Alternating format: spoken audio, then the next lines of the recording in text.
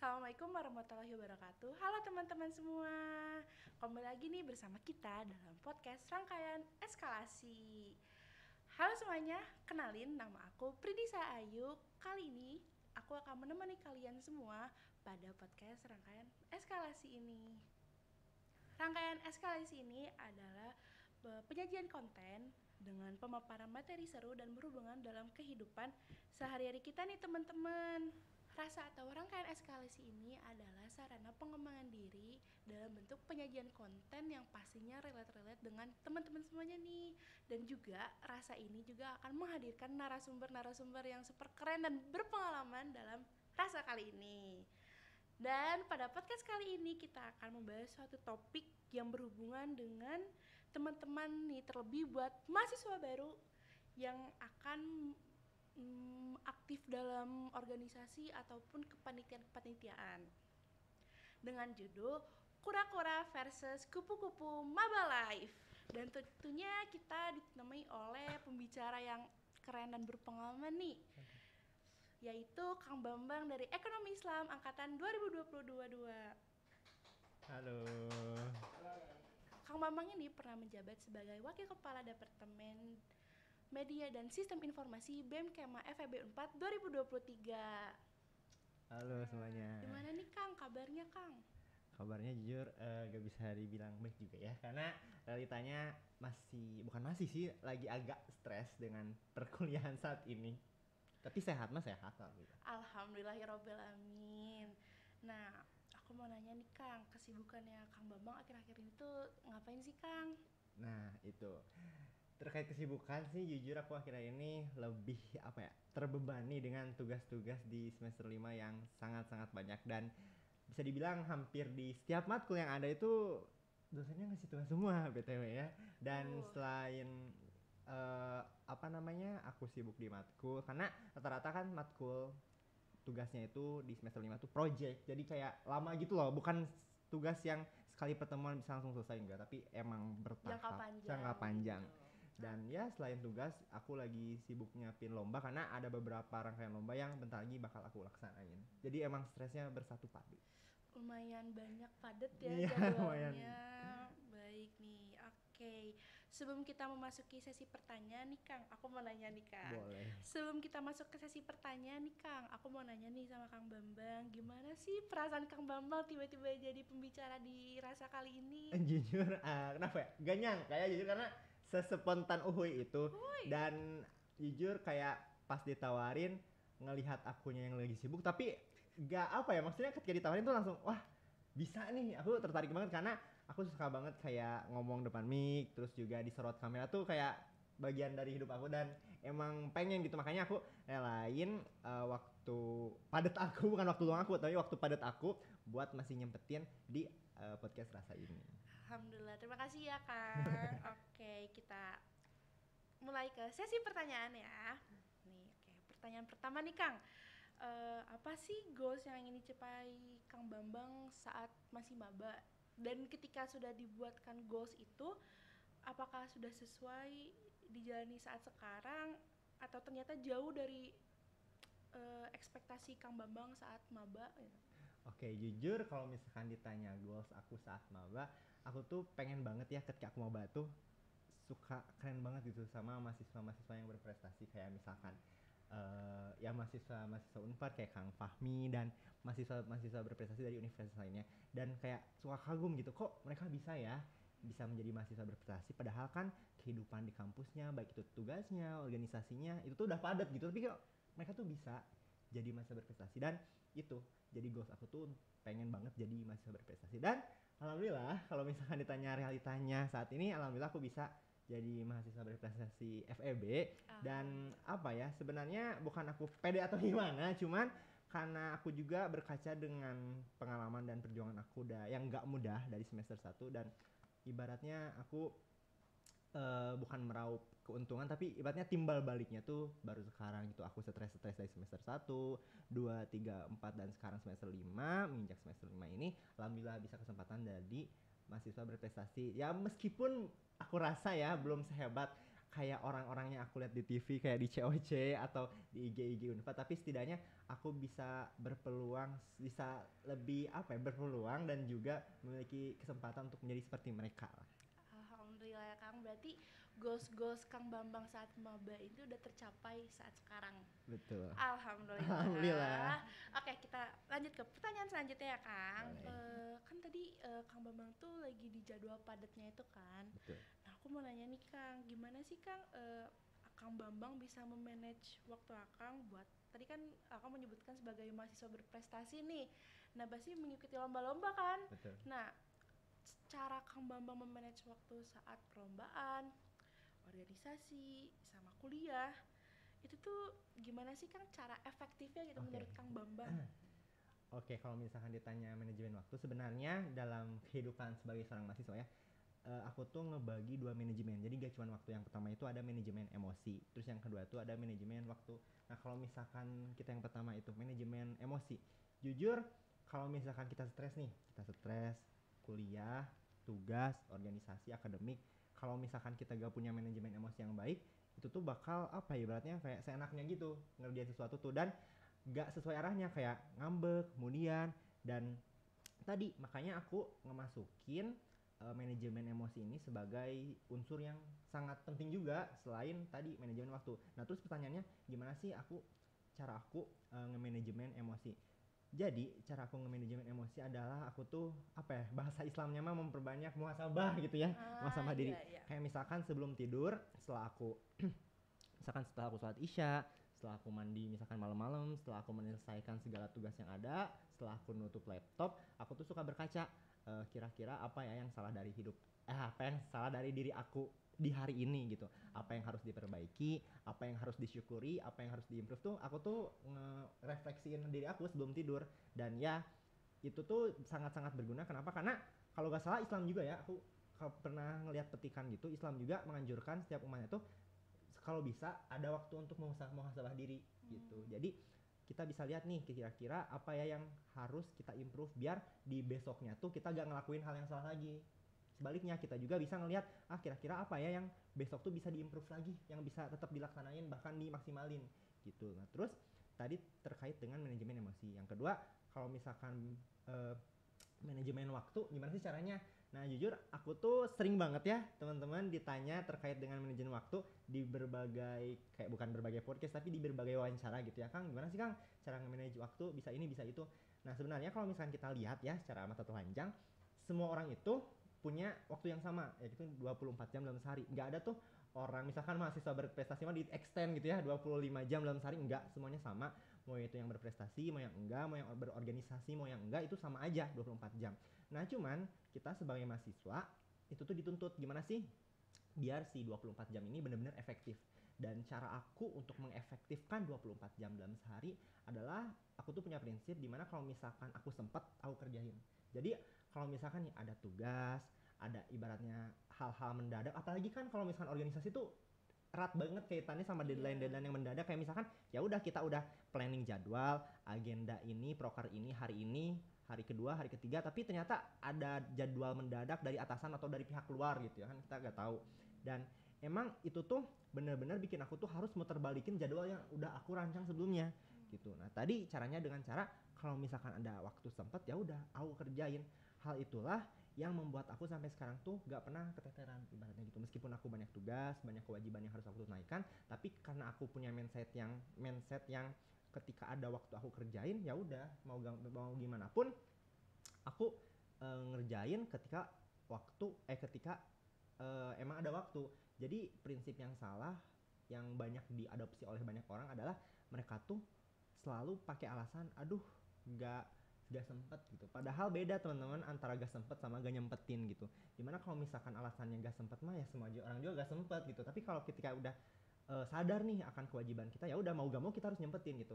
Dan aku selain aku punya prinsip nyempetin selagi ada waktu, aku juga punya prinsip dimana kalau kita udah mulai sesuatu kita juga harus mengakhirinya. Jangan sampai kita tuh kayak mulai tapi ya udah dilepasin gitu aja, kita nganggurin gitu aja, jangan. Karena itu kualitas bisa dibilang ya kualitas diri seorang tuh dilihat dari cara dia memulai dan cara dia mengakhiri gitu. Terus juga aku tuh selalu nekenin ke diri aku gitu kayak bang gitu, kalau misalkan kamu mau sukses kamu tuh harus ada yang dikorbanin, salah satunya waktu main. Jadi gini teman-teman, kalau misalkan kita pengen sukses, pengen berprestasi atau pengen balance lah ya, work life balance, jangan jadi orang egois. Maksudnya gimana Kang egois gitu, kalau kalian pengen sukses tadi harus ada yang dikorbanin, yakni misalkan apa, waktu main. Kalau kalian gak pengen sukses ya udah perbanyak waktu main, tapi kalian gak akan sukses gitu. Ibaratnya dalam hidup tuh harus ada yang di trade off, kalau bahasa ekonominya di trade off, ada yang dikorbankan. Ketika kita tadi pengen sukses ya udah banyakin waktu belajar, kurangin waktu main. Tapi kalau kamu emang pilihannya gak mau sukses ya udah banyakin waktu main, kurangin waktu belajar. Gak ada tuh, aku gak pernah dengar orang yang waktu mainnya banyak, waktu belajarnya banyak, enggak. Karena tadi jadi orang tuh emang harus ada yang dikorbanin gitu dalam hidup. Intinya itu aja sih kalau ditanya gimana cara aku ngatur waktu. Berarti Kang Bambang cara mengatur waktunya itu melalui manage emosi Kang Bambang dan memanage waktu Kang Bambang. Betul. Betul. Oke, kita lanjut ke pertanyaan selanjutnya, Kang. Oke, apa sih ups and down yang dirasakan Kang Bambang selama jadi mahasiswa ekonomi Islam Unpad ini? Dan ditanya ups and down ya. Jujur ini jadinya podcast curhat, gak apa-apa ya agak curhat dikit karena emang ini tuh bakal relate sama kehidupan kalian gitu. Kalau ditanya ups and down, jujur lebih banyak downnya ya. Karena kadang kan aku suka dengar kalau hidup tuh kayak roda ya, roda yang berjalan, kadang di atas kadang di bawah. Tapi kok rodaku tuh kayak bentuknya kotak gitu ya, kadang di bawahnya lama, di atasnya bentar gitu ya. Dan jujur kalau misalkan ditanya downnya, aku tuh sering banget ngerasain pas aku tuh kayak ngerasa capek sendiri gitu. Jujur banget aku sering ngerasain kayak gitu, kayak aku nugas banyak banget, organisasi jalan, terus juga apalagi lomba deadline-nya banyak, dan itu tuh kadang nabrak di waktu yang bersamaan. Sedangkan misalkan beberapa tugas tuh emang harusnya diselesaikannya kayak secara berkelompok gitu bisa dibilang, tapi aku tuh suka sedih dimana ketika harusnya berkelompok tapi orang lain tuh malah mengorbankan hal itu dan jatuhnya jadi dibebanin ke aku banyak banget gitu. Kayak misalkan tugas organisasi, tugas kuliah yang tiba-tiba dibebanin ke aku dan tanpa mereka tuh mikir aku bakal kayak gimana gitu. Dan banyak banget tadi terkait dengan daunnya, salah satunya tadi udah aku jelasin kayak suka ngerasa sendiri, kerja sendiri, capek sendiri gitu ibaratnya. Dan yang kedua daunnya tuh ketika aku mikir ini tuh hidup tuh untuk apa sih sebenarnya gitu. Karena aku suka gini, aku kan sibuk, misalkan sibuk kuliah, sibuk organisasi, sibuk lomba, tapi aku tuh ketika kesibukannya udah beres aku tuh suka mikir ini sebenarnya untuk apa sih gitu. Kadang kayak emang berguna semuanya, tapi kadang aku suka merefleksikan diri aku gitu, kayak ini tuh untuk apa sih sebenarnya, apa sih yang kamu cari bang gitu. Toh ujung-ujungnya juga kita akan meninggal ibaratnya gitu. Tapi ya udah aku selalu merubah mindset sedih aku tuh untuk menjadi sebuah pacuan aku untuk melangkah lagi. Jadi ketika aku bertanya ini tuh untuk apa sih, ya udah berarti untuk kebaikan aku di masa depan gitu. Karena aku yakin apa ya, ibaratnya keberhasilan aku di masa ini, kesuksesan yang lagi atau sedang pernah aku rasain adalah kesakitan aku di masa lalu. Aku suka mikir gitu karena tadi aku mikir kalau misalkan hidup ini tuh timbal balik gitu. Kita pada waktu dulu misalkan melakukan kebaikan tapi belum kebalasnya, mungkin kebalasnya sekarang atau nanti gitu. Dan ketika kemarin aku pernah buat misalkan berbuat salah atau buat amit-amit buat jahat, ya berarti rasanya sekarang dan emang nggak selalu instan hidup tuh. Terus kalau misalkan ditanya up, ya itu kadang kalau aku alhamdulillah jadi mahasiswa berprestasi, aku menang lomba, aku organisasinya lancar, tugasnya lancar jaya, dapat dosen yang enak. Tapi usahain ketika aku ataupun kalian ketika lagi ada di posisi ups, jangan terlalu berlebihan. Sama ketika sedih jangan berlebihan, ketika seneng jangan berlebihan. Kenapa? Karena kalau kalian pas upsnya berlebihan, kalian tuh tiba-tiba down nih, itu tuh bakal kaget dengan transisi itu gitu. Jadi ibaratnya kalau jadi orang tuh ya udah secukupnya aja gitu kan kata lagu juga. Jadi ketika kalian up atau aku sendiri yang up, ya udah aku sadari kalau misalkan oh dengan aku yang lagi up ini semoga aku bisa jadi lebih banyak kebantu orang. Oh dengan aku yang lebih up ini semoga aku bisa menjadi motivator bagi orang lain. Jangan sampai aku up ini tuh cuman dimanfaatin atau cuman rasain sama aku sendiri. Karena aku tuh gak mau jadi orang yang gak bermanfaat. Aku punya impian terbesar aku ya selama hidup adalah ya selain jadi profesi, dari sisi profesi aku tuh pengen banget jadi orang yang bermanfaat gitu. Oke, jadi orang bermanfaat ya Kang. Bener banget tuh teman-teman, jadi orang yang bermanfaat seperti Kang Bambang. Amin. Oke Kang, kita lanjut ke pertanyaan selanjutnya ya Kang. Boleh. Nih, kan Kang Bambang tuh sebelumnya menjadi wakil kepala Departemen Media dan Sistem Informasi BEM FEB tahun 2023 ya Betul. Kang. Nah, apa sih tantangan terbesar ketika Kang Bambang menjabat sebagai Wakadep ataupun di kepanitiaan organisasi lainnya deh Kang? Oke, sebenarnya tantangan terbesar tuh kalau ditanya ya, aku tuh bakal jawab yakni sulitnya nyatuin orang-orang di dalamnya yang memiliki latar belakang yang berbeda. Karena kan ibaratnya organisasi di mana kita oprek kita gak tahu siapa yang ikut yang milih departemen yang aku pimpin, kita gak tahu asal usulnya dari mana, skillnya kayak gimana. Sedangkan yang meskipun satu fakultas ya, kan aku di BEM fakultas, ya aku gak kenal sama mereka gitu, aku bener-bener pure gak kenal sama mereka ya, karena aku gak pakai orang dalam, gak ngerekrut orang dalam, maksudnya itu bener-bener mulai dari nol, dimana aku tuh gak kenal siapa sih dia, siapa sih yang ini, yang itu, gimana sih skillnya itu. Dan itu tuh sangat-sangat apa ya, pada awalnya aku tuh agak ngebatin juga. Kenapa? Karena ini kok anak-anak susah akrab ya, ini kok anak-anak kinerjanya gak sesuai yang aku harapin ya, gak sesuai sama arahan aku. Tapi aku tuh gak langsung kayak ya udah tinggalin aja, enggak, tapi aku tuh mencari sebuah cara, mencari sebuah strategi yang bisa ibaratnya nyatuin nih pikiran-pikiran kita biar jadi satu visi, dimana tadi terlepas dari latar belakang kita apa, jurusan kita apa, program studi kita apa, tapi ya mau gimana lagi, kita udah ada dalam ikatan organisasi ya, mau gak mau kita harus bergerak sevisi. Itu yang pertama, dimana aku tadi sulit banget untuk menyatukan berbagai orang dari latar belakang yang berbeda. Terus yang kedua adalah aku tuh sering banget kerja under pressure ya, yang namanya organisasi ya harus banget siap kerja under pressure, dimana ketika tadi udah aku singgung di awal, kita udah buat agenda A, agenda B, agenda C, kita udah buat kalendernya, tapi ternyata ada deadline nih dari atasan atau ada deadline nih dari pihak eksternal yang emang butuh jasa aku banget. Dan terlebih aku di media dan sistem informasi mengurus segala publikasi, desain, dan ya perdesainan, dan aku harus siap dengan deadline mendadak itu. Jangan sampai kayak akunya marah nih, kok gak sesuai SOP, kok ibaratnya kok di luar jam kerja ya mau gimana lagi. Itu tuh sebenarnya resiko, karena kalau misalkan aku lihat ya, gak ada organisasi yang bener-bener apa ya bergeraknya tuh sesuai arah awalnya, enggak teman-teman. Jadi pasti aja ada sesuatu yang di luar kendali kita, dan mau gak mau kita harus masukin yang di luar kendali itu jadi di dalam kendali kita gitu ibaratnya. Dan yang ketiga tadi, kalau misalkan ditanya sulitnya berorganisasi di BEM itu waktunya sih, dimana aku tuh kan mulai nge-BEM tuh semester berapa ya? 3. Semester 3. Dan emang apa ya, gak bisa dibilang gampang juga, karena sering banget berbenturan sama waktu kuliah, kayak misalkan harus publikasi, harus apa live report kan ya, terus tadi ada deadline mendadak, ya mau gak mau aku harus ibaratnya nentuin nih kira-kira tugas mana dulu ya yang aku kerjain, apakah tugas organisasi ataupun tugas akademik ya. Kalau misalkan secara garis besar ya udah, karena kita seorang mahasiswa ya udah utamain dulu tugas akademik gitu.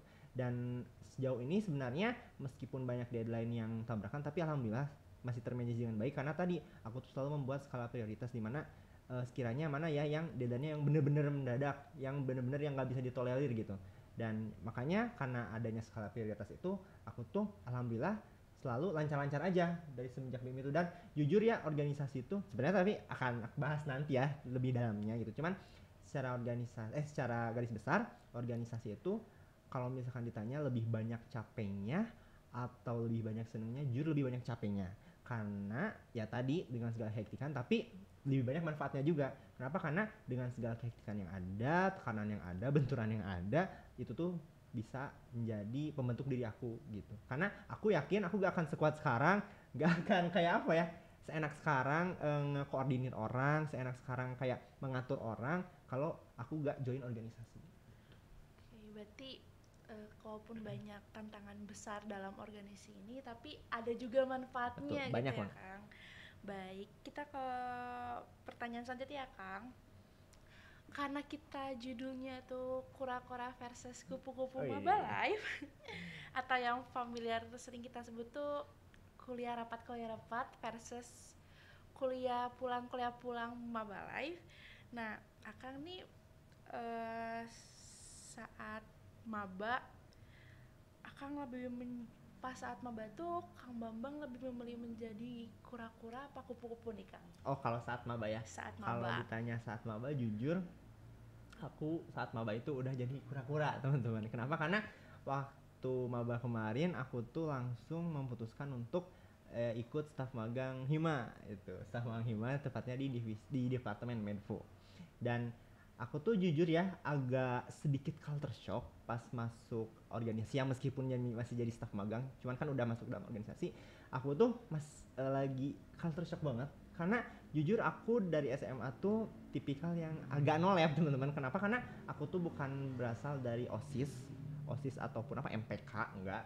Aku bener-bener siswa waktu itu, siswa yang bener-bener ya udah akademik aja yang dikejar, perlombaan aja yang dikejar, tapi aku gak mentingin organisasi aku. Jadi bisa dibilang aku tuh nolep, apalagi kan waktu SMA kan lagi pandemi Covid ya, itu mah tambah-tambah nolep karena kan kita juga ketemunya, kita sekolahnya itu tuh lewat Zoom. Dan ketika aku udah kuliah, masuknya Prabu, osjur segala macem, ya udah ada tawaran nih, ada open recruitment staff magang, ya udah aku coba aja. Karena jujur ya waktu itu aku daftarnya tuh gak bener-bener dari hati sendiri. Maksudnya apa? Maksudnya ya dari hati sendiri, cuman ada dorongan juga dari orang lain. Karena tadi aku bukan berasal dari orang yang organisatoris banget. Dan ketika aku masuk, ya jujur emang kerasa capek, emang kerasa shock banget dengan kultur di organisasi.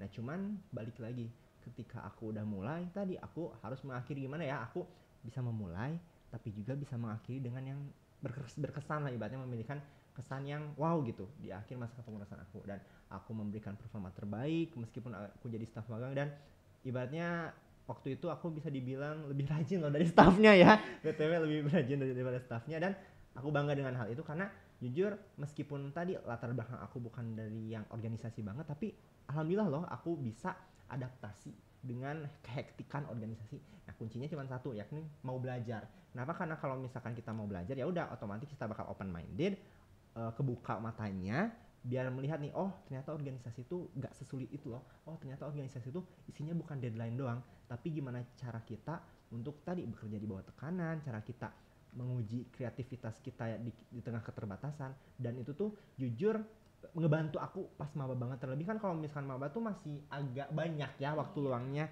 daripada misalkan aku main ke Jatos doang, daripada aku misalkan main ke Bandung doang. Gimana sih caranya agar aku bisa memberikan makna yang lebih lah di semester 1 ini dengan cara tadi aku ikut staf magang. Staf magang. Berarti saat maba Kang Bambang udah menjadi kura-kura ya? Oke. Oke, kita lanjut ke pertanyaan selanjutnya ya, Kang. Nah, menurut Akang nih, bagaimana sih Kang pandangan tentang stigma mahasiswa tukang rapat yang sering dianggap mengabaikan kuliah gitu, Kang? Oke, ini agak seru ya pembahasannya karena emang banyak banget di semua kampus ya kura-kura, apalagi tadi kura-kura, terus kupu-kupu juga. Nah kalau misalkan aku terhadap tadi kura-kura, orang yang kuliah rapat tapi ini konteksnya sampai melalaikan kewajiban bahkan sampai gak kuliah, itu jujur apa ya, gak bisa dibilang sukses teman-teman, malah bisa dibilang agak fail. Kenapa? Karena tadi balik lagi, kita tuh ibaratnya ya udah kuliah di Unpad sebagai mahasiswa, dan kewajiban utama sebagai seorang mahasiswa itu adalah kuliah. Itu yang pertama, itu kuliah. Kenapa? Karena ya mau gimana lagi, kan ini akademik, lingkungan akademis, ya udah yang diutamain itu adalah kuliah itu. Dan tadi aku gak bilang organisasi itu jelek, makanya aku gabung organisasi karena organisasi itu sangat-sangat membantu, tapi jangan sampai ngelalain kuliah. Itu tuh jangan dilakuin banget teman-teman. Aku gak ngebenarkan hal itu karena pada hakikatnya organisasi ataupun akademik itu harus berjalan seiringan. Jangan ada yang lebih maju, jangan juga ada yang lebih mundur, harus berjalan seiringan. Jangan sampai si organisasinya lebih maju nih, ya udah berarti kamu bakal ngorbanin kuliah kamu, akademik kamu. Padahal kan yang penentu lulus atau enggak, karir kamu kemana, karir kamu akan sukses, posisinya apa, kan ibaratnya lebih besar ke peluangnya itu dari akademik gitu, dari sisi akademik. Cuman kalau misalkan tadi dari sisi relasi, itu tuh organisasi juga sangat-sangat membantu. Makanya organisasi ataupun perkuliahan itu tuh emang harus banget, wajib kudu jalannya tuh beriringan, jangan sampai dikorbanin salah satunya. Jadi harus jangan mengorbankan salah satunya, jadi bersama-sama gitu. Betul. Ya Kang. Baik nih Kang, kita lanjut ke pertanyaan selanjutnya ya Kang. Kan Kang Bambang tuh sebagai Wakadep nih Kang, semisal nih Kang ada anggota yang punya pendapat yang berbeda-beda nih, setiap anggota tuh punya pendapat yang berbeda-beda nih Kang. Nah, Kang Bambang sebagai Wakadep tuh eh, gimana sih cara menghadapi masalah tersebut Kang? Oke. Mengenai konflik atau masalah yang berbeda-beda ya, aku pengen ngejelasin 2 poin di sini. Yang pertama terkait tadi apa namanya ide ataupun uh, pendapat yang berbeda-beda, itu tuh jujur sangat relate dan sangat sering terjadi di berbagai organisasi, baik itu yang besar ataupun yang kecil. Dan jujur ketika aku menjabat pun banyak banget kayak dari staff A, staff 1 ke staff 8 tuh pada beda gitu pendapatnya. Dan cara aku adalah aku tuh berusaha untuk mendengar satu persatu pendapat dari mereka gitu. Jangan sampai kayak gue punya pendirian sendiri, gue punya tujuan sendiri, gue punya cita sendiri, ya udah gue keke meskipun mereka berkata A, ya udah aku ngelaksanain tujuan aku yaitu Z itu. Enggak, jangan sampai gitu. Tapi cara aku adalah tadi aku melakukan pendekatan ke mereka masing-masing. Menurut kamu gimana nih? Menurut aku gini, menurut B gini, menurut C gini, menurut D gini. Dan ketika aku udah bisa nih ibaratnya, udah tahu, udah dapat informasi mengenai masing-masing pendapat mereka, ya udah aku elaborasiin, aku kolaborasiin hingga akhirnya memunculkan satu output. Kenapa? Karena jujur kalau kalian perhatiin sebuah program kerja atau sebuah apa ya karya, itu tuh bisa tercipta dari berbagai macam output. Kenapa? Karena kalau misalkan kita menciptakan sebuah karya, menciptakan sebuah program hanya dari satu ucapan, hanya dari satu ide tuh gak akan semaksimal itu teman-teman. Kayak misalkan ibaratnya mah kalau puzzle nih, puzzle kan bagus ya, tapi bagian setiap pieces dari puzzle itu berbeda-beda, dan karena perbedaan itulah bisa membentuk satu puzzle. Nah, beda ketika halnya tadi program cuma dibuat oleh satu orang, program hanya di idenya dari satu orang, itu gak akan semaksimal itu. Bakal sukses, cuman gak akan semaksimal itu dan gak akan sekreatif itu. Sedangkan kan si otak manusia, otak para staff tuh beda-beda, pada kreativitasnya tuh beda-beda. Ya udah, kenapa kita gak menyatukan kreativitas yang berbeda itu menjadi satu, kita elaborasiin kayak gitu. Terus yang kedua kan tadi terkait dengan perbedaan pendapat. Yang kedua adalah terkait dengan gimana ya cara aku menghadapi misalkan ada staff yang bermasalah, atau ya ada bagian yang bermasalah lah ya, part yang bermasalah dari sebuah departemen atau organisasi. Aku tuh melalui sebuah pendekatan teman-teman, aku tuh selalu mencanangkan, selalu memprinsipkan kalau aku tuh jangan pernah melakukan sebuah kesalahan besar, yakni menceramahi atau mengevaluasi seorang tuh depan umum. Itu tuh big wrong banget, jangan sampai. Kenapa? Karena ketika kalian nih menjudge orang salah di depan orang lain, itu malah jadi masalah yang tambah besar. Nah, kemarin ketika aku menjabat sebagai seorang wakil kepala PEN, sering banget aku nemuin masalah-masalah kayak misalkan staffnya hilang lah, terus juga staffnya demot. Itu paling sering sih kalau misalkan masalah demot tuh. Kalau staffnya hilang ya mungkin banyak juga, cuman lebih banyaknya tuh staff yang demot. Karena kan misalkan kepengurusan sebuah organisasi misal 1 tahun, ya udah dia ambis nih, di awal dia ambis banget, pokoknya rajin sering rapat, datang rapatnya rajin, suka ngeluarin pendapat. Tapi ketika ke pertengahan termin kedua tuh dia mulai hilang-hilangan, dia mulai demot. Alasannya ya udah, aku melalui pendekatan pribadi. Maksudnya gimana Kang? Maksudnya adalah ya udah, aku nge-approach dia duluan, aku nge-approach dia secara mandiri, misalkan melalui chat, misalkan melalui telepon. Jadi kayak aku tanya, kamu kenapa sebenarnya? Apakah kamu marah sama aku atau sama kepala departemen kamu? Ya udah, kalau misalkan kamu terlalu canggung untuk mengatakannya kepada kepala departemen kamu, ya udah minimal ke aku aja gitu, ke wakil kepala departemen gitu. Dan aku bakal ngejaga kerahasiaan apa yang sih yang sebenarnya yang terjadi gitu ibaratnya. Dan itu tuh terbukti sukses. Kenapa? Karena ketika kita berhasil ibaratnya menjadi partner, menjadi teman cerita, teman curhat mereka, dan mereka berhasil ibaratnya sepenuhnya jujur ke kita tuh, itu tuh sangat-sangat membantu untuk menyelesaikan masalahnya. Kenapa? Karena ketika kita udah tahu nih sebenarnya permasalahannya itu apa, ya udah kita juga bisa mencari solusi yang tepat. Beda halnya ketika ada anggota yang demot, ya udah sekedar demot, kita taunya dia demot tapi kita gak tahu sebabnya, itu tuh bakal susah banget teman-teman. Kita tuh gak tahu pakai pendekatan apa, kita gak tahu pakai strategi apa yang ibaratnya cocok buat nyembuhinnya, sedangkan kita gak tahu penyakitnya gitu. Beda halnya tadi ketika kita udah tahu penyakitnya, kita udah tahu personalnya kayak gimana, ternyata dia demo tuh karena ibunya lagi sakit misal, ya udah kita tuh tahu kalau misalkan ibunya lagi sakit, ya udah kita harus kayak gimana. Ya udah misalkan kamu boleh deh cuti untuk 1 minggu, kamu boleh deh nggak ikut proker ini dulu gitu. Dan setelah itu ya udah proker departemen aku khususnya itu bakal berjalan sesuai arahnya lagi gitu. Jadi gak semua hal tuh harus dipaksakan pada waktu itu juga. Jadi intinya ketika kalian menemukan part yang hilang atau part yang salah di sebuah organisasi, jangan langsung menghakimi, dan yang kedua adalah lakukan pendekatan yang ibaratnya bikin staff kita itu nyaman, bukan malah terancam gitu. Oke, berarti jangan dihakimi dan melakukan pendekatan pribadi ya, Kang. Betul.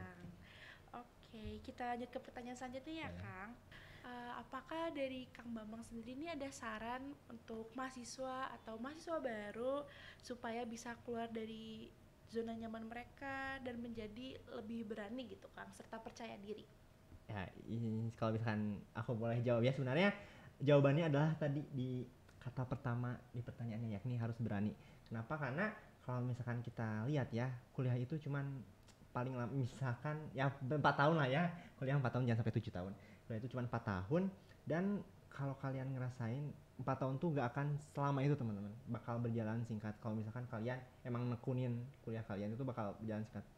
Dan gimana sih cara kita membuat 4 tahun ini menjadi sesuatu yang bermakna gitu.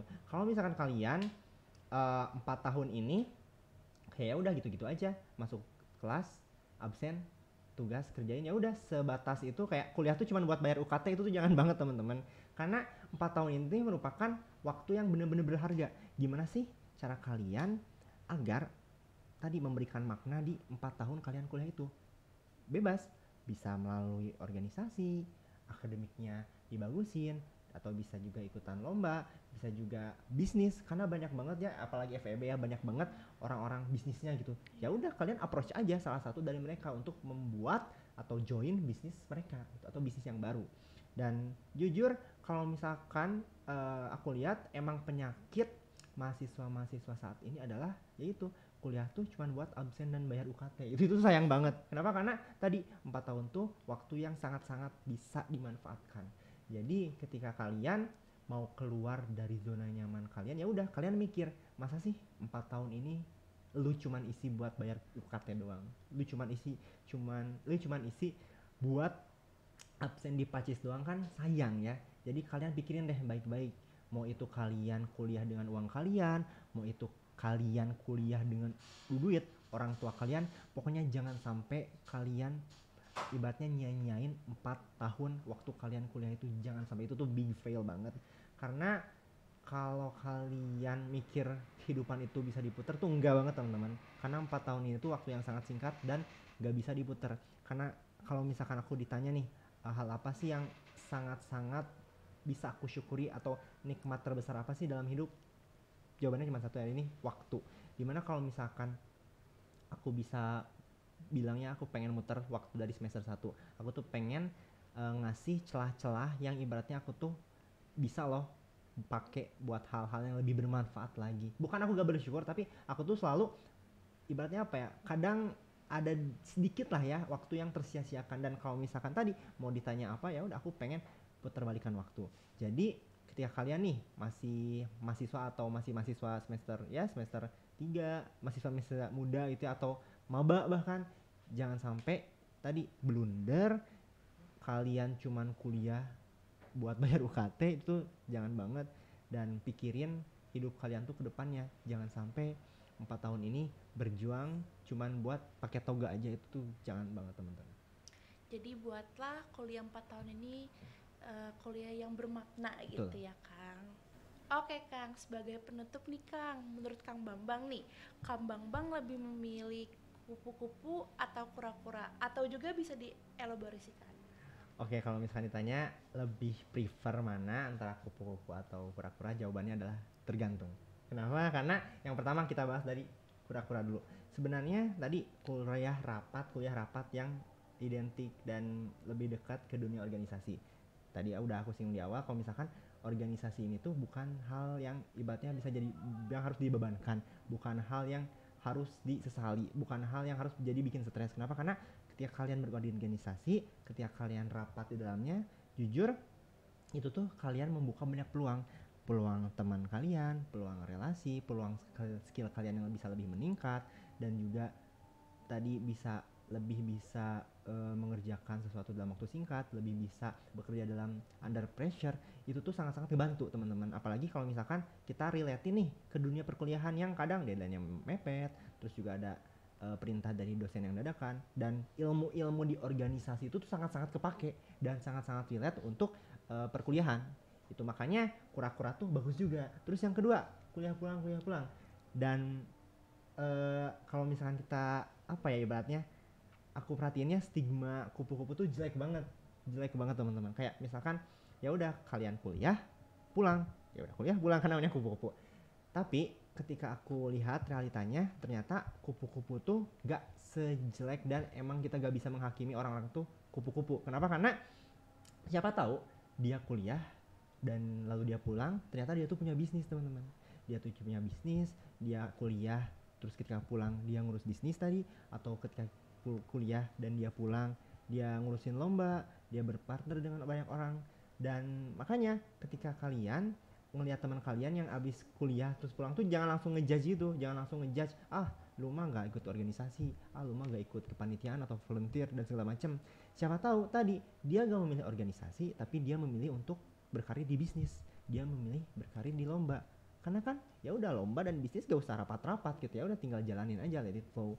Dan makanya banyak banget orang-orang yang menganggap kupu-kupu tuh jelek banget, padahal tuh ada loh orang-orang yang ibaratnya emang kupu-kupu tapi dia tuh sukses. Karena tadi kita tuh gak tahu teman-teman apa yang mereka lakuin ketika pulang tuh.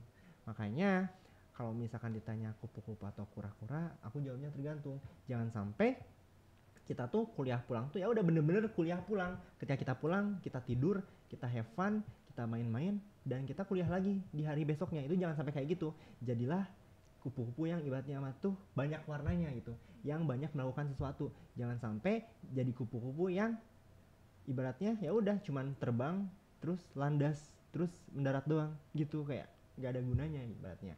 Terus jangan sampai kita gak milih kupu-kupu, kita gak milih kura-kura, tapi kita nimbulin sebuah istilah baru, yakni kutu-kutu. Apa itu kutu-kutu? Banyak banget nih, itu relate banget teman-teman sama realita zaman sekarang. Itu kutu-kutu bukan lagi kupu-kupu dan kura-kura, tapi ada yang namanya kutu-kutu. Kenapa? Karena kalau kita lihat realitanya, kutu-kutu alias kuliah tugas banyak banget teman-teman aku ya, baik itu adik tingkat ataupun teman-teman sepantaran aku, banyak banget yang mereka tuh kuliah tuh cuman buat tugas aja teman-teman. Ya oke, kayak emang udah jadi kewajiban kita ngelaksanain, kita nuntasin tugas yang udah dikasih dosen. Tapi masa sih kalian tuh kuliah cuman buat ngisi tugas doang gitu? Kayak ibaratnya nilai plus kalian tuh di mana gitu sebagai seorang mahasiswa gitu. Kalian tuh cuman menjalankan kewajibannya aja, tapi nilai plusnya gak ada gitu. Jadi jangan sampai kalian tuh cuman capek tuh. Aku gak bilang nugas itu gak berguna, cuman tadi jangan sampai kalian tuh masuk kelas cuman buat nugas, kalian kuliah cuman buat nugas, cuman bayar UKT. Makanya jangan sampai kalian tuh jadi mahasiswa kutu-kutu tadi. Jadi kalau misalkan ada kutu-kutu, apalagi kupu-kupu, kura-kura, jawabannya adalah tergantung. Karena kita ataupun orang lain tuh gak sepantasnya untuk menjudge kita, dan kita pun gak sepantasnya menjudge mereka, karena kita gak tahu realita kehidupan pribadi orang tuh kayak gimana. Jadi intinya mau itu kura-kura, kutu-kutu, ataupun kupu-kupu, jadilah identitas terbaik dari diri kalian gitu. Jangan sampai terpatok sama stigma kayak gitu. Oke, alhamdulillah nih Kang, pertanyaan tadi menjadi pertanyaan terakhir pada podcast kita kali ini nih Kang. Aku ingin menyimpulkan nih Kang bahwasanya manajemen emosi penting untuk menyelesaikan kewajiban tepat waktu dan menentukan skala prioritas, dan juga beranilah menghadapi tantangan dan jadi pribadi yang bermanfaat dan menghasilkan makna dari setiap pengalaman. Mau itu kura-kura atau kupu-kupu, yang penting jadi versi terbaik dari diri kalian. Betul banget. Terakhir nih Kang, kira-kira dari Kang Bambang sendiri ada gak nih pesan yang ingin Kang Bambang sampaikan buat teman-teman penonton terasa ini? Oke, pesan atau closing statement mungkin ya dari aku untuk kalian semua para penonton adalah tadi sebenarnya udah di-mention sebelumnya. Jadilah mahasiswa yang bermakna. Kalian tuh gak harus berprestasi, kalian tuh gak harus pinter di kelas, kalian gak harus banyak organisasi, tapi jadilah mahasiswa yang bermakna, minimal untuk diri kalian sendiri dan maksimalnya untuk orang lain. Jangan sampai kalian kuliah 4 tahun tuh tadi cuman buat bayar UKT, kalian kuliah cuman buat ngerjain tugas dari dosen, tapi kalian lupa bahwasanya kalian tuh sebenarnya selama kuliah ini selain dituntut untuk menjadi seorang sarjana, tapi kalian juga dituntut untuk menjadi seorang mahasiswa yang bermakna. Karena ketika kalian berhasil menciptakan makna baik untuk diri kalian maupun untuk orang lain, kalian berarti ibaratnya bisa membuktikan kalian tuh lebih dari sekedar mahasiswa yang berprestasi. Karena kalau misalnya kita lihat mahasiswa yang bisa memberikan makna, bisa dibilang dia tuh mahasiswa yang berprestasi. Sedangkan ketika mahasiswa yang berprestasi itu belum tentu prestasi-prestasinya bisa memberikan makna gitu. Oke Kang, dan aku juga ingin mengucapkan terima kasih ke Kang Bambang atas besarnya kepada Kang Bambang sudah menjadi pembicara pada podcast Rasa kali ini. Bener-bener pembahasan tadi sangat insightful banget loh Sangat Kang. berdaging. Semoga insight yang tadi kita bahas bersama Kang Bambang dapat bermanfaat bagi teman-teman yang nonton ya. Terima kasih juga buat teman-teman yang sudah menonton podcast Rasa kali ini. Sekian dari kami, sampai jumpa di podcast Rasa selanjutnya. Wassalamualaikum warahmatullahi wabarakatuh. Dadah.